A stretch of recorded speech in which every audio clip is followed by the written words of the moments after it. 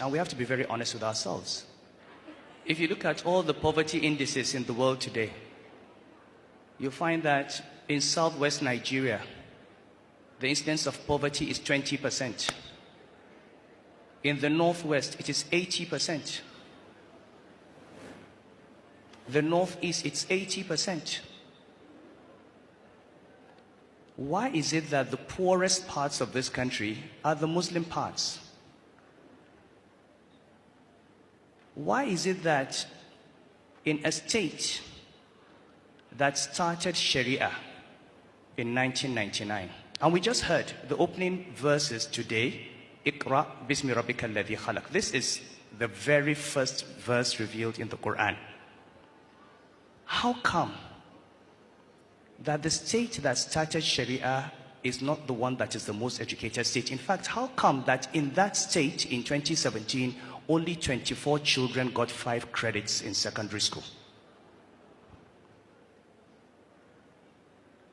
How do we define Sharia? How do we define Islam? Illiteracy? Malnutrition? Children on the streets? We have to ask ourselves.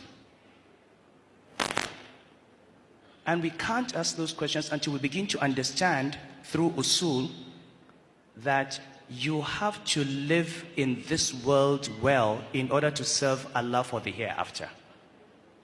For Islam to prosper, we need educated Muslims. We need Muslims that are not begging. We need Muslims who are standing on their feet.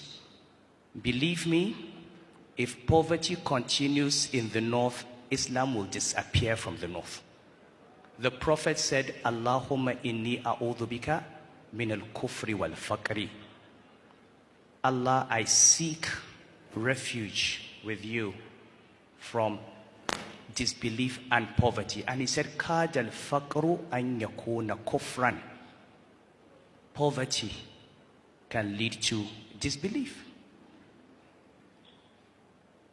These children that we see as al-majiris and we laugh at them and we treat them as victims, somebody will just come and pick them up, put them in a school, give them medical care, and convert them to another religion. And they will do that by the hundreds and the thousands. So, what we see on the street is a product of bad economic policies and wrong priorities. These children are not criminals, they are victims. What part of Islamic law, what verse in the Quran, what hadith of the Prophet allows a father to give birth to a child and leave the child to go and fend for himself?